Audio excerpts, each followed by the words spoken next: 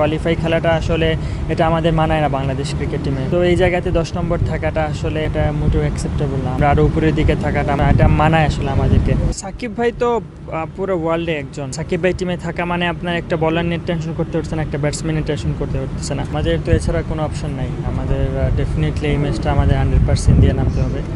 এবং আমরা আগের ম্যাচে যে ভুলগুলো করছি আমার মনে হয় আমরা ওগুলো নিয়ে কথা বলেছি এবং ওগুলো শুধরে কীভাবে নেক্সট ম্যাচটা আরও ভালো করে খেলা যায়। কারণ এই ম্যাচটা না জিততে পারলে তো আমরা সিরিজ থেকে আউট হয়ে যাব, সিরিজ হেরে যাব। সো এই ম্যাচটা খুবই ইম্পর্টেন্ট আমাদের জন্য।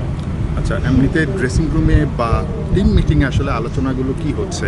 কারণ দলের ব্যাটিংটা আমার কাছে মনে হয় সবচেয়ে বেশি ভোগাচ্ছে। আমরা যদি দেখি রিসেন্ট টাইমে পছন্দের ফরম্যাট ওয়ানডে, সেখানটায় আমরা 50 ওভার খেলতে পারছি না মোটামুটি ম্যাক্সিমাম ম্যাচে। তো ব্যাটিংটা নিয়ে আসলে আপনাদের টিম মিটিংয়ে আলোচনাগুলো কি হচ্ছে? মেইনলি আমাদের এখন প্রধান কনসেন্ট্রেশন হলো গিয়ে স্ট্রাইক রোটেট করা, কারণ আমরা অনেক বেশি ডট বল হয়ে যাচ্ছে। সো এটা নিয়ে আমরা সবাই অনেক বেশি কনসার্ন এবং আমার মনে হয় 50 ওভার ম্যাচে আপনি যদি একটা কম্পিটিটিভ স্কোর না দিতে পারেন তাহলে জেতাটা আসলে ডিফিকাল্ট হয়ে যায়। সো আমরা এখন কীভাবে আমরা স্কোর করতে পারি এই উইকেটে, ওইটা নিয়ে আমরা আলোচনা করতেছি। আমরা দেখতে পাচ্ছি যে আসলে বিশেষ করে লেগ স্পিনের বিপক্ষে বাংলাদেশের ব্যাটারদের অনেক দুর্বলতা প্রকাশ পাচ্ছে। আমি নাম নিলাম না, কয়েকজন ব্যাটার দেখা যায় একই প্যাটার্নে একই বোলারের বলে আউট হচ্ছে। তো আপনারা কি স্বীকার করেন কিনা আসলে ব্যাটিংয়ে বাংলাদেশের লেগ স্পিনারের বিপক্ষে দুর্বলতা বেশি, আর এটা ইমপ্রুভের জন্য কীভাবে কাজ করছেন? শুধুমাত্র বাংলাদেশ না, পুরো ওয়ার্ল্ড ক্রিকেটে আসলে লেগ স্পিনারদের বিরুদ্ধে ব্যাটসম্যানরা ভুগে এবং আপনি দেখেন প্রত্যেকটা টিমে লেগ স্পিনার রাখা হয় ব্রেক দেওয়ার জন্য এবং প্রত্যেকটা টিমে এই লেগ স্পিনার অনেক বেশি খাতারনাক হয়ে থাকে। সো আমি মনে করি আরেকটু কীভাবে তাদেরকে অ্যাডজাস্ট করে খেলা যায়, ট্যাকটিক্স ইউজ করে কীভাবে খেলা যায়, আমাদের মনে হয় এই জায়গাতে একটু ফোকাস করা উচিত। আচ্ছা, সবশেষ ম্যাচে শুধুমাত্র আপনার বোলিং ছাড়া বাকি পেসারদের বোলিংটা খুব বেশি ভালো হয়নি।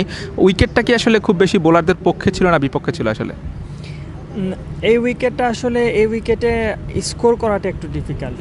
আপনার হয়তো আনপ্লেবল উইকেট না, কিন্তু স্কোর করা ডিফিকাল্ট। যখন আপনি রান করতে যাবেন তখন একটু ডিফিকাল্টি ফেস করতে হয়, কারণ উইকেট একটু স্লো, মাঝে মধ্যে একটু এক্সট্রা বাউন্স করে।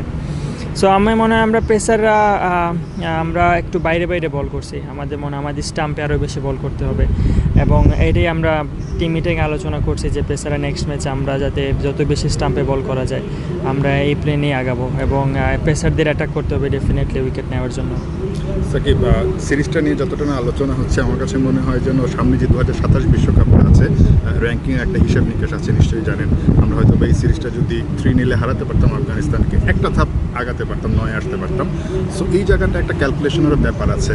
তো টিমের যে র্যাঙ্কিংটা সেটা নিয়ে কি আপনাদের মধ্যে আলোচনা হচ্ছে? কারণ 2027 সরাসরি কোয়ালিফাই করতে গেলে কিন্তু এই ব্যাপারটা খুব বেশি ইম্পর্টেন্ট আসলে। ডেফিনেটলি আমরা তো ওডিআই আমাদের সবারই ফেভারিট একটা ফরম্যাট বাংলাদেশের। সো এই জায়গাতে 10 নম্বর থাকাটা আসলে এটা মোটেও অ্যাকসেপ্টেবল না। আমাদের মনে হয় আমরা আরও উপরের দিকে থাকাটা আমাদের জন্য এটা মানায় আসলে আমাদেরকে।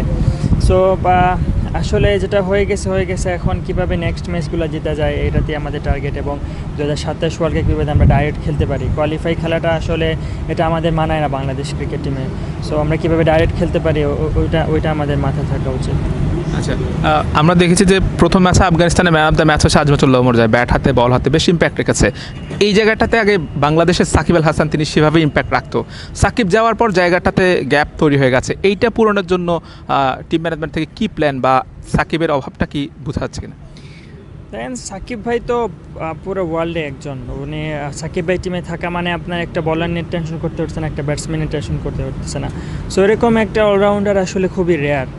তো ওনার ব্যাকআপের জন্য আসলে এটা খুবই ডিফিকাল্ট ওনার মতো একজন প্লেয়ারের ব্যাকআপ বাংলাদেশ টিমে তৈরি করা। তবে যত সম্ভব চেষ্টা আমরা করব, যারা বলার আছেন বা যারা ব্যাটসম্যান আছেন তারা যদি তার দায়িত্ব সঠিকভাবে পালন করতে পারেন তাহলে আমার মনে হয় এই জায়গাতে আমরা অভাবটা পূরণ করতে পারবো।